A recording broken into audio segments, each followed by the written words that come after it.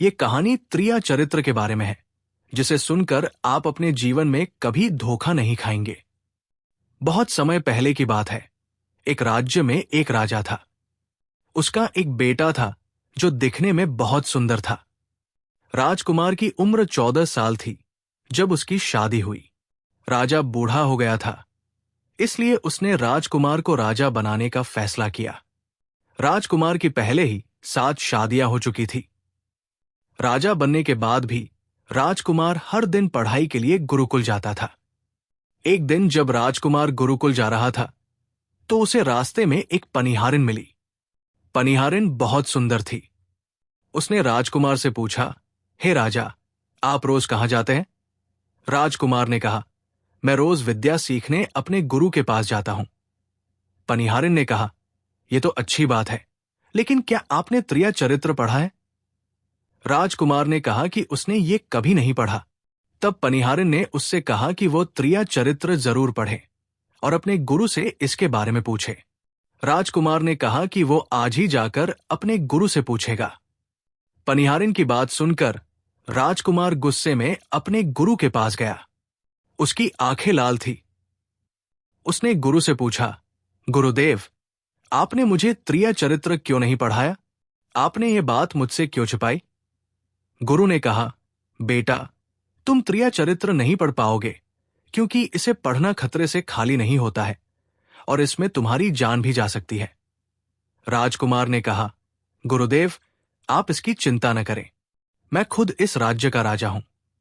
राजकुमार की जिद सुनकर गुरु मान गए और उसे त्रिया चरित्र पढ़ाने लगे। राजकुमार को त्रिया चरित्र पढ़ते पढ़ते 1 साल लग गया। 1 साल बाद गुरु ने कहा, बेटा, अब तुम्हारी पढ़ाई पूरी हो चुकी है। अब तुम घर जा सकते हो और आज से अपने राज्य को चला सकते हो। अब तुम्हें यहां आने की कोई जरूरत नहीं है। जैसे ही राजकुमार जाने वाला था, गुरु ने उसे रोक लिया और कहा, बेटा, मैं तुम्हें एक ऐसा यंत्र देता हूं। जब तुम इसे अपने कानों में लगाओगे तो कोई भी तुम्हें पहचान नहीं पाएगा और तुम उसे पहचान लोगे। राजकुमार ने वो यंत्र ले लिया। गुरु ने कहा, तुम इस यंत्र को ले जाओ और आज रात 12 बजे अपने महल से निकलकर जंगल की तरफ पूर्व दिशा में जाना। जब तुम पूर्व दिशा में जाओ तो ये यंत्र अपने कानों में लगा लेना और वहीं खड़ा हो जाना। राजकुमार मान गया। राजकुमार महल की ओर चला गया।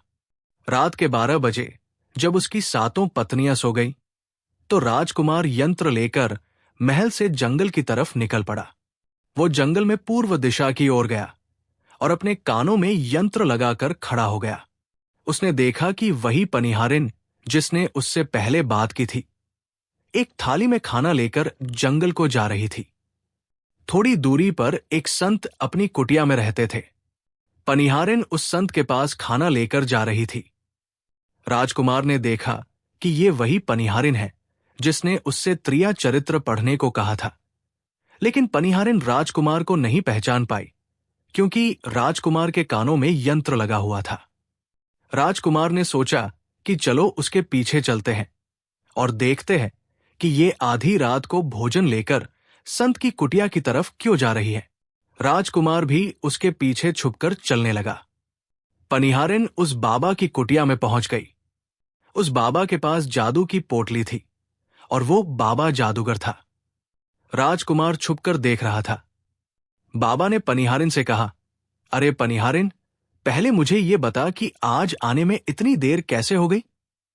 पनिहारिन ने हाथ जोड़कर कहा, महात्मा जी, मेरा विवाह हो चुका है और मेरे पति मुझे ले जाने के लिए आए हैं। वे हमें कल ले जाएंगे, इसलिए मुझे उन्हें सुलाने में थोड़ी देर लग गई और यहां आने में भी देर हो गई। जब साधु ने ये बात सुनी कि पनिहारिन का विवाह हो चुका है और उसका पति उसे लेने आया है, तो साधु ने कहा, पनिहारिन, इसका मतलब है कि तुम अपने पति के साथ जाना चाहती हो, तो हमारे पास क्यों आए हो? पनिहारिन ने कहा, मैं आपके बिना नहीं रह सकती, मैं आपके बिना नहीं जी सकती। साधु ने कहा, पनिहारिन, इसके लिए तुम्हें एक काम करना होगा। साधु ने एक बड़ा चाकू निकाला और पनिहारिन से कहा, पनिहारिन, जाओ और अपने पति का सिर काटकर यहां ले आओ। अपने उस पति को मार दो जो हमारे और तुम्हारे बीच में दरार बन रहा है, तब मैं तुम्हें रख लूंगा और तुमसे विवाह करूंगा, तुम्हें अपनी पत्नी बनाऊंगा। बिना कुछ सोचे समझे पनिहारिन ने वो चाकू ले लिया और दौड़ते हुए अपने घर गई। उसका पति सो रहा था। वहां जाकर उसने अपने पति का सिर काट दिया और उसका सिर लेकर साधु के पास आई। राजकुमार उसके पीछे पीछे उसका सारा कारनामा देख रहा था। जब साधु ने देखा कि वो अपने पति को मारकर उसका सिर यहां लेकर आई है, तो साधु को बहुत गुस्सा आया और उसने उसे लात मारी और कहा, भाग जाओ यहां से। जब तू अपने पति की नहीं हो सकी जिसके साथ तूने 7 फेरे लिए, तो तू मेरी क्या होगी? जल्दी भाग जाओ यहां से। अगर तुम मेरे पास दोबारा आई तो मैं तुझे जीवित नहीं छोड़ूंगा।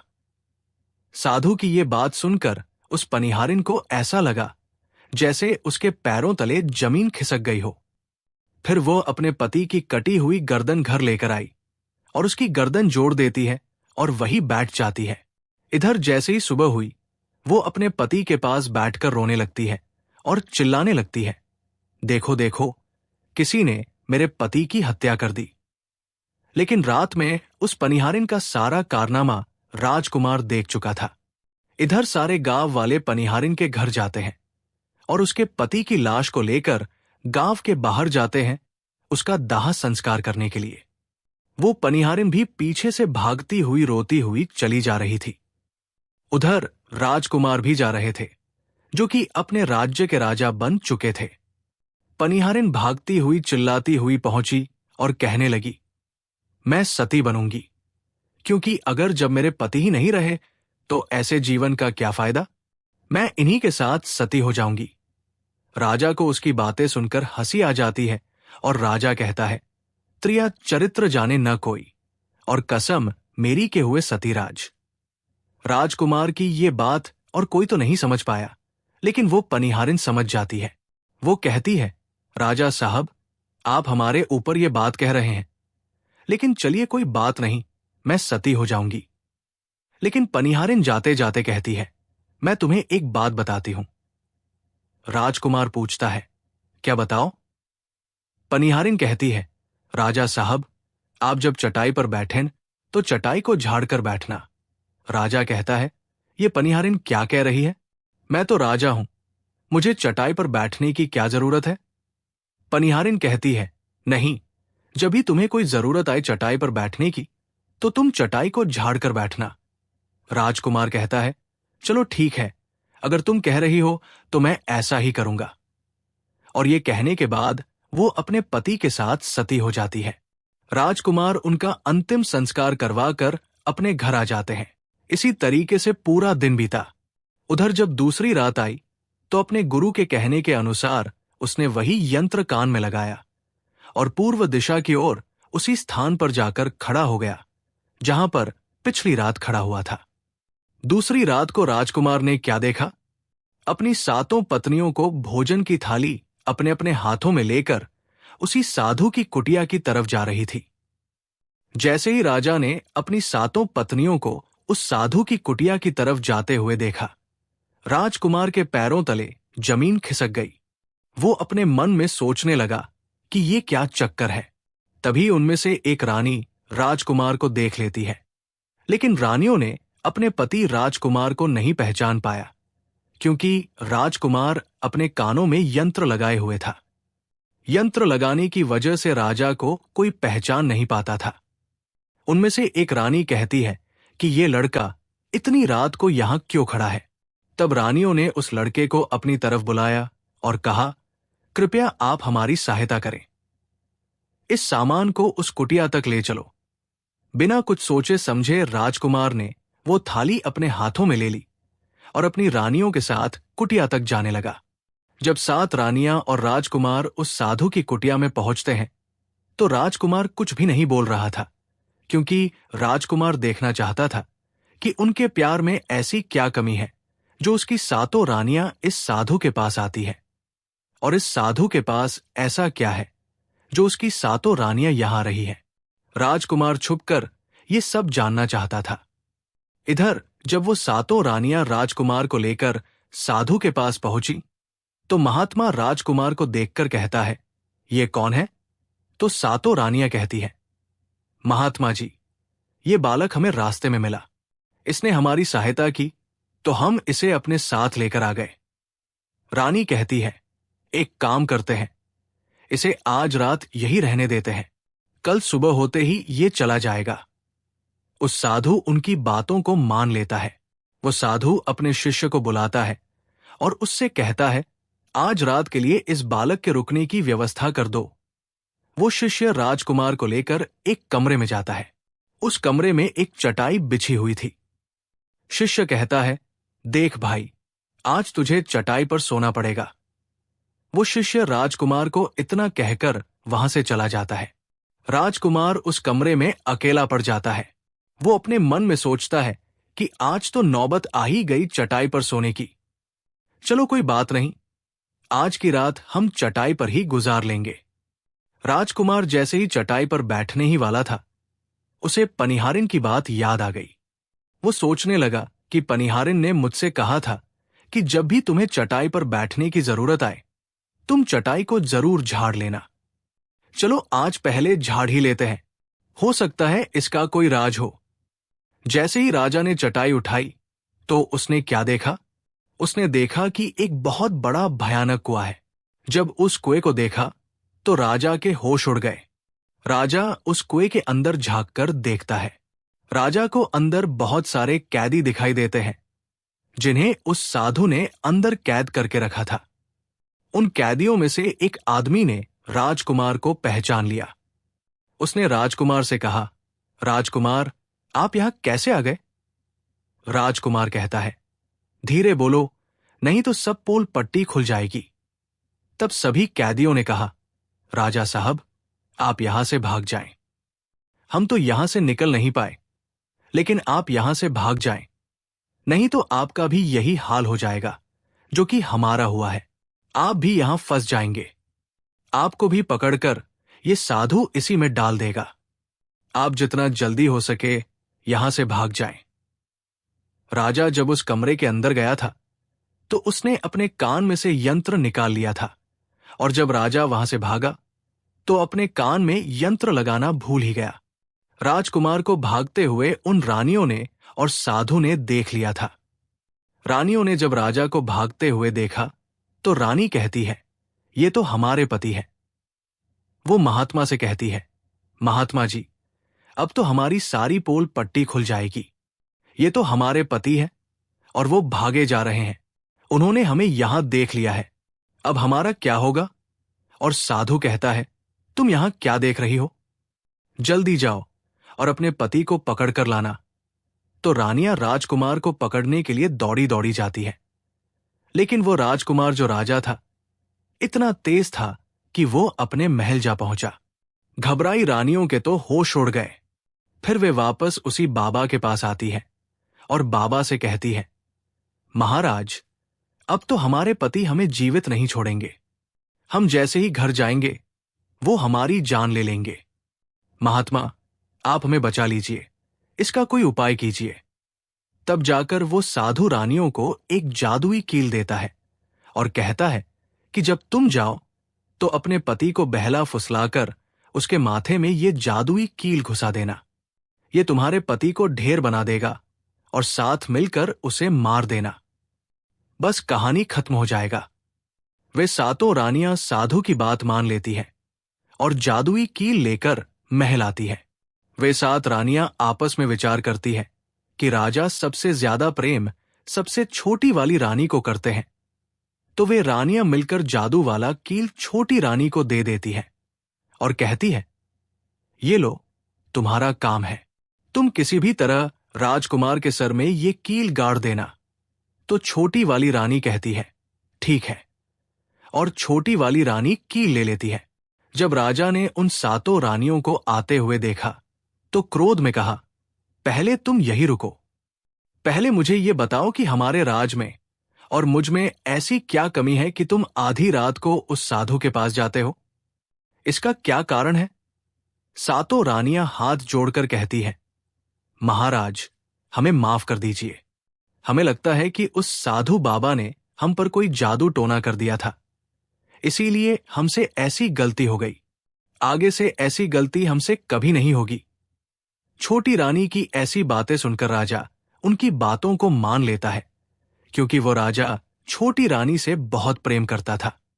राजा भी सोचने लगता है कि शायद उस बाबा ने ही इन पर कोई जादू टोना किया होगा, और अपनी सातों पत्नियों को माफ कर देता है और कहता है, ठीक है, तुम अपने कमरे में चली जाओ। सबसे छोटी रानी, जिसे राजकुमार बहुत प्रेम करता था, वो राजकुमार को खाना खिलाती है और राजकुमार को सुला देती है। जब वो राजा सो गया तो वे रानियां भी वही आ जाती है। सबसे छोटी रानी जो थी, वो जादुई कील निकालती है और राजा के माथे में घुसा देती है। राजा पूरी तेजी से उठा, लेकिन इतने समय में वो ढेर बन चुका था। अब उस राजा में इतनी शक्ति नहीं थी कि उन सातों रानियों से मुकाबला कर सके। वे सातों रानियां उस राजा को पकड़ने लगी। राजा फिर भी हिम्मत नहीं हारी और अपने महल की खिड़की से कूदकर राजा भागते भागते अपने गुरु के पास पहुंच गया और कहने लगा, गुरुजी, मुझे माफ कीजिए, मेरी जान बचाइए, नहीं तो मैं मर जाऊंगा। गुरु कहते हैं, बेटा, मैंने तुमसे कहा था कि तुम त्रिया चरित्र मत सीखो, इसमें जान भी जा सकती है। देखा इसका नतीजा। राजकुमार कहता है, गुरुदेव, मुझे माफ कर दो और जल्दी मेरी जान बचाओ, नहीं तो मैं मारा जाऊंगा। मेरी पत्नी ने मेरे सर में जादुई कील ठोकी है, जिसकी वजह से मैं ढेर बन चुका हूं। गुरु ने जब ध्यान से देखा तो कहा कि ये वही कील है जो साधु ने दिया है, मैं तुम्हें अब नहीं बचा सकता। राजकुमार कहता है, नहीं गुरुदेव, ऐसा मत कहिए, मैं आपका शिष्य हूं, आपका कर्तव्य है मेरी जान बचाना। तो गुरु कहते हैं, बेटा, मैं तुम्हें बचा तो नहीं सकता, लेकिन एक उपाय है। राजकुमार पूछता है, क्या उपाय है? तब अपने शिष्य की ऐसी बात सुनकर गुरु कहते हैं कि हम तुम्हें तोता बना देंगे, और जब हम तुम्हें तोता बना देंगे तो तुम सुखवती जाकर रहना, क्योंकि सुखवती पर जादू नहीं चलता है, और तुम्हें जब बहुत प्रेम करने वाली स्त्री मिलेगी तो तुम फिर से राजकुमार बन जाओगे। राजकुमार कहता है, ठीक है गुरुदेव, आप हमें तोता बना दीजिए। तो वो गुरुदेव उसे तोता बना देते हैं, और वो तोता बनने के बाद वहां से उड़ा और सुखवती जहां तोता रहते थे वहीं जाकर रहने लगा। सातों रानियां उस राजकुमार को खोज रही थी। जब राजकुमार नहीं मिला तो फिर से उस बाबा के पास जाती है और कहती है, बाबा जी, वो रात को राजा भाग चुका है, आप अपनी पोटली निकालिए और देखें कि वो कहाँ है। तो वो महात्मा अपना पोटली खोलता है और देखने लगता है कि वह राजकुमार अभी तक तोता बनकर राजा के घर में रह रहा है। वो साधु ये बात रानियों को बताता है तो रानियां कहती है, स्वामी, अब क्या करें? वो साधु कहता है कि अब तुम अपने राजमहल में जाओ और जाकर घोषणा कर दो कि जो भी तोता पकड़ करके लाएगा, हम उसे 5 सोने के सिक्के देंगे। उस राज्य के जितने भी बहेलिया थे, वो तोता पकड़ने के लिए चारों तरफ घूमने लगते हैं, और जो भी तोता पकड़ते वो रानी के पास जाते और 5 सोने के सिक्के ले लेते थे और वहां से चले जाते, और वे 7 रानियां उस तोते को मार देती थी। ऐसे ही धीरे धीरे बहुत समय निकल गया, और वो राजकुमार जो तोता बनकर जहां गया था, वहां सारे तोतों को बहुत अच्छी अच्छी बातें करता था, उन्हें बहुत ज्ञान की बातें बताता था। तो सारे तोतों को लगा कि ये तोता तो बहुत समझदार है, ये तोता तो बहुत अच्छी अच्छी बातें करता है, इसे हम अपना राजा बना लेते हैं। और सभी तोता मिलकर उसे राजा बना लेते हैं। राजकुमार सभी तोतों का राजा बन जाता है और वही छुपकर रहने लगता है। एक बहेलिया तोता पकड़ते पकड़ते सुखवती के उस पेड़ के पास पहुंच जाता है, जहां पर वो राजकुमार तोता बनकर छुप कर रहता था। जब उस बहेलिया ने इतने सारे तोते को देखा तो अपने मन में सोचा कि अगर हम इतने सारे तोते पकड़कर रानी के पास ले जाएंगे तो हमें बहुत सारी सोने के सिक्के मिल जाएंगे। लेकिन वो बहेलिया सोचता है कि मैं इतने सारे तोते पकड़कर कैसे ले जाऊं। फिर अगली सुबह सारे तोते दाना चुगने के लिए उड़ जाते हैं। तभी वो बहेलिया उस पेड़ के पास जाकर उसकी डालों पर चाकू से कट लगा देता है, जिस कारण से उस पेड़ की गोंद निकलती है और उसी गोंद के कारण तोते उस पेड़ पर चिपक जाने वाले थे। बहेलिया वही छिपकर बैठकर ये नजारा देखने के लिए इंतजार करता है, और जब शाम हुई सारे तोते उड़कर वापस उसी पेड़ पर जा बैठे। तभी उन सभी के पंख और पैर उस गोंद में फंस गए और वे सभी पेड़ की शाखाओं पर चिपक गए, क्योंकि पेड़ पर हर जगह गोंद ही गोंद थी। अब सारे तोते उस गोंद में पूरी तरह से चिपक गए थे। उनके साथ राजकुमार तोता भी शामिल था। तभी वे सभी अपने गुरु राजकुमार तोते से अपनी अपनी जान बचाने के लिए सलाह मांगने लगे। और एक तोता कहता है, हे राजन, आप कुछ भी करो, लेकिन हमें आजाद करो, नहीं तो सुबह बहेलिया आएगा और हमें पकड़ कर ले जाएगा तथा मार डालेगा। तभी राजकुमार उन सभी को शांत करके कहता है, मेरी बात को ध्यान से सुनो। जब सुबह बहेलिया आएगा तब तुम सभी मरने का नाटक करो, जिस कारण से वो बहेलिया तुम्हें निकालकर जमीन पर रख देगा। उसे ऐसा लगना चाहिए कि सारे तोते मर चुके हैं। समय रहते तुम सभी उड़कर अन्य सुरक्षित जगह पर जाना, बाकी मैं सब कुछ संभालूंगा। फिर वे सभी अपनी योजना के अनुसार पेड़ पर लटक गए, मानो जैसे सभी मर चुके थे। फिर दूसरी सुबह जब बहेलिया वहां आता है तो वो देखता है कि सारे तोते मर चुके हैं, और उसे इस बात का दुख हो रहा था कि सारे तोते मर चुके हैं। इसलिए वो उन सभी को पेड़ से निकालकर जमीन पर रख देता है। तभी सही मौका देखकर सारे तोते झट से उड़ गए। वही दूसरी तरफ उसने देखा कि जो राजकुमार था, जो तोता बना हुआ था, वो वहीं पर रह गया, और नीचे जितने भी तोते थे वो सभी उड़कर भाग गए। बहेलिया ने सोचा, अरे ये क्या हुआ? इस पेड़ पर सिर्फ एक ही तोता है जो कि मरा लटका हुआ है, और जितने तोते मैंने छुड़ाकर नीचे फेंके वो सभी उड़कर भाग गए। बहेलिया ने सोचा, इसका मतलब ये सारे तोतों ने मिलकर मेरे साथ धोखा किया है। अब राजकुमार जो था, जो तोता बना हुआ था, वहीं सिर्फ पेड़ पर लटका हुआ था। वो बहेलिया कहता है कि ये सब तुम्हारी चाल है। चलो अब मैं तुम्हें लेकर जाऊंगा और रानी के हाथ बेच दूंगा, और मुझे 5 सोने के सिक्के मिल जाएंगे। और इधर वो बहेलिया उस तोते को बेचने के लिए रानी के पास जाने लगता है। रास्ते में वो तोता कहता है कि तुम मुझे कहाँ ले जा रहे हो? तो वो बहेलिया कहता है, मैं तुम्हें बेचने के लिए रानी के पास ले जा रहा हूं। अगर मैं तुम्हें वहां बेच दूंगा तो मुझे 5 सोने के सिक्के मिलेंगे। राजकुमार कहता है कि मैं अगर तुम्हें 500 सोने के सिक्के दिला दूं तो क्या तुम मुझे नहीं बेचोगे? बहेलिया कहता है, तुम मुझे 50,000 सोने के सिक्के कैसे दिलाओगे? तोता कहता है कि राजा के सुखवती बाजार में ही बेचो, मूल्य मैं स्वयं बताऊंगा। बहेलिया उस तोते की बात मान लेता है और रानी के पास बेचने की जगह राजा के राज्य के मेले में तोते को बेचने चला जाता है। और राजा के राज्य में ये नियम था कि अगर किसी व्यक्ति का सामान शाम तक नहीं बिके तो वो राजा स्वयं आकर उसे खरीद लेता था। बहेलिया उस तोते को लेकर बाजार में पहुंचा हुआ था। जब कोई व्यक्ति उस तोते को खरीदने आता है तो वो पूछता कि ये कितने का है, तो वो बहेलिया कहता है कि तोता अपना दाम स्वयं बताएगा। तो वो तोता अपना दाम इतना बता देता कि कोई भी व्यक्ति उसे खरीद ही नहीं पाता। ऐसे ही करते करते शाम हो गई और अब सभी अपने अपने दुकान लेकर चले गए। सभी का दुकान उजड़ गया था। बस एक बहेलिया और एक तोता ही रह गए थे। इधर राजा ने अपने सिपाहियों को आदेश दिया कि जाओ देखकर आओ, किसी का सामान तो नहीं रह गया है। जब राजा के सिपाही आए तो उन्होंने देखा कि एक बहेलिया तोते को लेकर बैठा हुआ है। सिपाही बहेलिया से कहते हैं कि बहेलिया, तुम्हारा तोता क्यों नहीं बिका? तुम इसे कितने में बेच रहे हो? तो तोता कहता है कि जो इन्हें 500 सोने के सिक्के देगा वही मुझे खरीद पाएगा।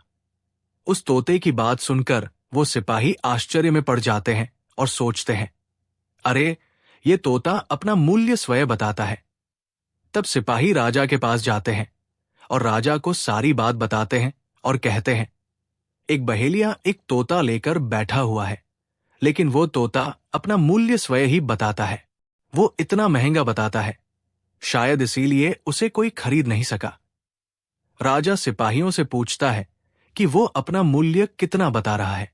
तो सिपाही कहते हैं, अपना मूल्य 500 सोने के सिक्के बता रहा है। राजा कहता है, चलिए हम खरीदेंगे।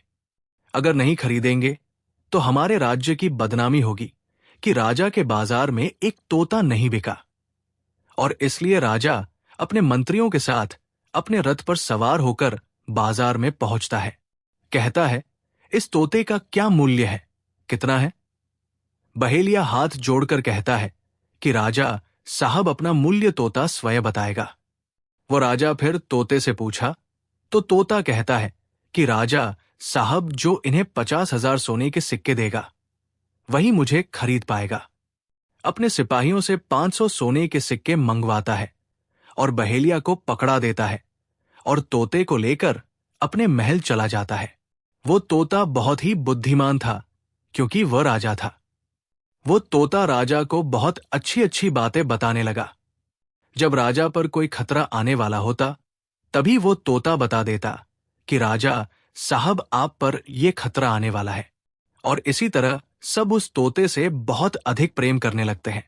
जब ये बात रानी को पता चला कि राजा ऐसा तोता लेकर आए हैं जो कि बोलता भी है और बहुत अच्छी अच्छी बातें बताता है, तो रानियां राजा से कहती हैं, उस तोते को मेरे पास भिजवा दीजिए। हम भी उस तोते को देखना चाहते हैं, हम उस तोते से बातें करना चाहते हैं। राजा अपने मंत्रियों से कहकर वो तोता रानियों के पास भिजवा देता है। रानी उस तोते से बातें करके बहुत खुश हो जाती है। रानी भी तोते से बहुत प्रेम करने लगती है और कहती है कि वाह रे तोता, इसीलिए तुझे राजा साहिब ने 50,000 सोने के सिक्के देकर खरीदा है। राजा की एक पुत्री थी जो कि बड़ी सुंदर थी।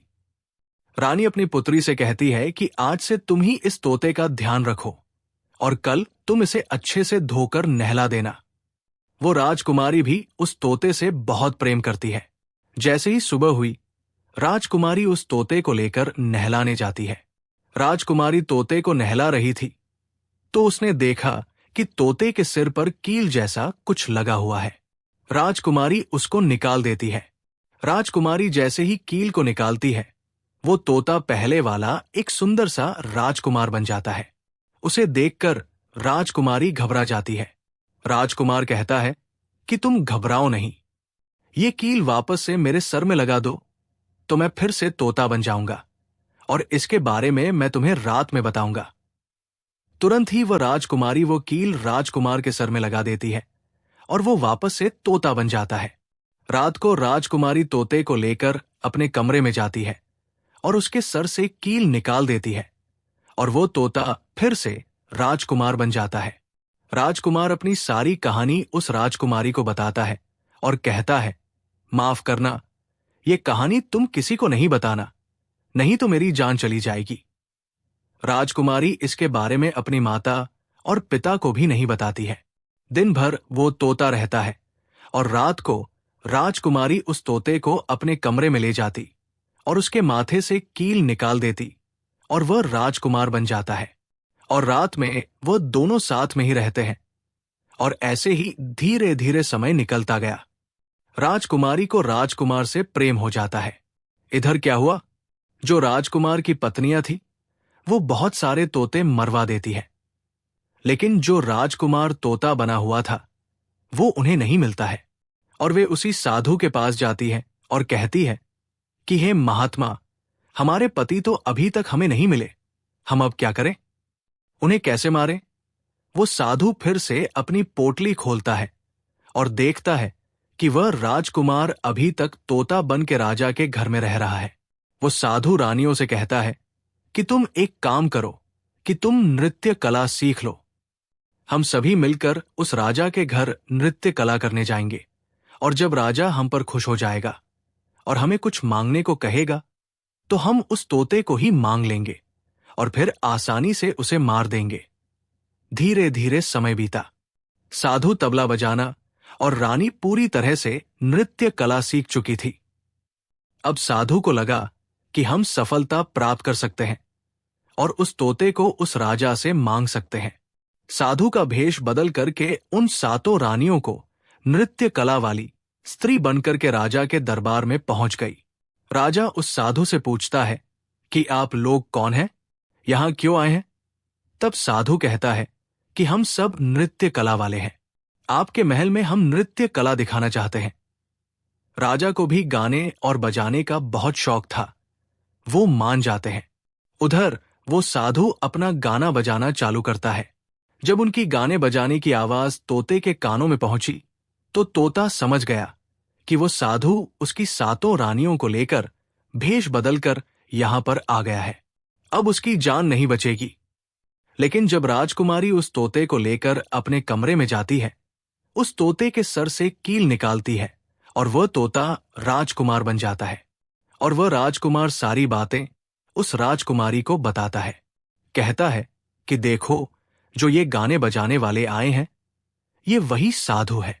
ये गाने बजाने से राजा को खुश कर देगा और बदले में मुझे मांग लेगा और ले जाकर मुझे मार देगा। राजकुमार कहता है कि सुनो राजकुमारी, जब राजा आदेश दे कि तोते को लेकर आओ तो तुम मुझे मत देना। जब राजा खुद ही मुझे लेने आए तब भी तुम मुझे मत देना। कहना कि तोता को नहीं दूंगी। और जब राजा न माने, राजा तुमसे जिद करें और मुझे मांगे, तब तुम गुस्से में आकर के पिंजरे को फेंक देना। उसके बाद मैं अपने बचने का रास्ता हम स्वयं ही ढूंढ लेंगे। राजकुमारी कहती है कि ठीक है। और वहां गाना बजाना हुआ तो राजा खुश होकर उन्हें कहते हैं कि मांगो, क्या मांगना चाहते हो? वो साधु कहता है कि जो आपके पास तोता है, जो आप कुछ दिनों पहले ही खरीदे हैं, वो तोता आप मुझे दे दो। राजा कहता है ठीक है। राजा अपने मंत्री को आदेश देता है कि जाओ उस तोते को लेकर आओ। मंत्री राजकुमारी के पास पहुंचता है और कहता है कि ये तोता मुझे दीजिए। राजकुमारी कहती है नहीं दूंगी। मंत्री कहता है कि देखिए, आप जिद मत कीजिए। राजकुमारी कहती है कि तुम जाओ और मेरे पिताजी को यहां भेजो, वही आकर इसे ले जाएंगे। मंत्री राजा को जाकर सारी बात बताता है। राजा स्वयं आता है उस तोते को लेने के लिए। वो राजा जाकर कहता है कि बेटी, ये तोता मुझे दे दो। ये नृत्य कला वाले को देना है जो यहां गाना बजाना किए हैं, ये उन्हें देना है। तो राजकुमारी कहती है कि पिताजी, ये तोता मैं नहीं दूंगी। क्रोध में आकर राजा कहने लगा कि तू कैसी बातें कर रही हो, इसे देने का मैंने वादा किया है। जब राजकुमारी ने राजा को क्रोध में देखा तो राजकुमारी को भी गुस्सा आ गया और राजकुमारी गुस्से में पिंजरे को जमीन पर फेंक देती है। वो पिंजरा जैसे ही जमीन पर गिरा, वो टूट गया और तोता जो था वो चावल का दाना बन गया। और जैसे ही साधु को ये बात पता चली, साधु भी तुरंत कबूतर बन जाता है और उस दाने को कबूतर खाने लगता है। उसमें से जो एक दाना था, बस वही राजकुमार था। जैसे ही वो दाना कबूतर खाने वाला होता है, राजकुमार बाज बन जाता है और एकदम से कबूतर पर झपटता है और उसे मार देता है। इस तरह से उस साधु की मृत्यु हो जाती है। राजा ये सब देखकर आश्चर्यचकित हो जाता है। उस कबूतर को मारकर फिर से तोता बन जाता है और जो राजकुमारी थी, उस तोते से कील निकाल देती है और वो फिर से पहले जैसा राजकुमार बन जाता है। राजकुमारी अपने पिता को सारी बात बता देती है। राजकुमार कहता है कि देखिए राजा साहब, मैं भी एक राजा हूं और मैं आपकी बेटी से प्रेम करता हूं और मैं उनसे शादी करना चाहता हूं। वह राजा अपनी पुत्री से पूछता है कि बेटी, क्या तुम इससे शादी करना चाहती हो? तो राजकुमारी कहती है कि पिताजी, मैं इससे प्रेम करती हूं। और फिर राजकुमार उस राजा की पुत्री से विवाह करके अपने महल जाता है और जो उनकी 7 पत्नियां थी, उनको पकड़कर बंदी गृह में बंद करवा देता है और राजकुमार खुशी खुशी उस राजकुमारी के साथ रहने लगता है। दोस्तों, जब कोई स्त्री कभी किसी परिस्थिति में चतुराई या चालाकी दिखाती है या दूसरों को बेवकूफ मानते हुए कोई अभिनय, ढोंग, पाखंड करती है, तो इसे ही त्रिया चरित्र कहते हैं, जिसे पढ़ने के बाद राजा को अपनी जान बचाने के लिए क्या क्या नहीं करना पड़ा, क्योंकि राजा को स्त्री के त्रिया चरित्र की पूरी जानकारी हो चुकी थी कि कैसे जब एक स्त्री को अपना स्वार्थ दिखने लगता है तो वो अपने लोगों को भी बेवकूफ बनाकर अपना स्वार्थ को पूरा करती है और उसके साथ रहने वाले लोगों को इसके बारे में भनक तक नहीं लगता कि ये स्त्री त्रिया चरित्र का खेल कर रही है। जो आपके दिल के करीब है उसके बारे में आप पूरी जानकारी रखिए कि उसके अंदर खुद को लेकर कोई स्वार्थ तो नहीं छुपा है, और अगर ऐसा है तो आप उनसे थोड़ा दूर ही रहें, क्योंकि ऐसे में आपको जिंदगी के हर कदम पर धोखा ही मिलेगा। क्योंकि एक स्वार्थी स्त्री अपनी स्वार्थ के लिए जिंदगी में कुछ भी कर सकती है। उम्मीद है आपको ये कहानी अच्छी लगी होगी।